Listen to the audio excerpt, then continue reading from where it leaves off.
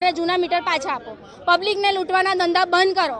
અમે આમ પબ્લિક છે, અમે આવાસ યોજનામાં રહીએ છીએ, અમે કોઈ બંગલા આ વસ્તુ કેમ અમારા જ ગરીબોમાં જ અપનાવી છે। બંગલાઓમાં કશે સ્માર્ટ મીટર નથી લાગ્યા। अच्छा ગરમીની સીઝન છે અને લાઇટ વગર ચાલે નહીં।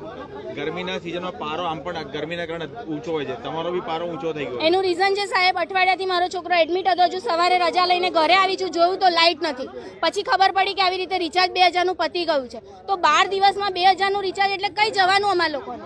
એવો ને એવો દવાખાનાવાળો છોકરો હું અહીં લઈને આવી હતી તો પણ અધિકારીઓએ દરવાજો ખોલ્યો નથી કે છોકરાને પણ અંદર લો।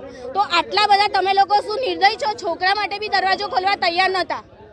એટલે આ મીટરો ખામીયુક્ત હોય એવું લાગે છે? ખામીયુક્ત નહીં, આ પબ્લિકને લૂંટવાના ધંધા છે। ટોટલી હું ચોખ્ખું કહું છું, પબ્લિકને લૂંટવાના ધંધા છે।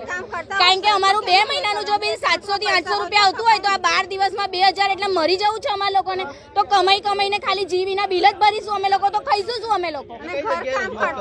અમે લોકો જીવી સુભાનપુરામાં આવ્યા છે, અમારા ત્યાં ઘણી પબ્લિક તો એવી છે કે જેમની પાસે સ્માર્ટફોન નથી। આવા ફોન છે આ બેન પાસે, હવે એકલા લેડી છે ભૂમિકા વાળંદ।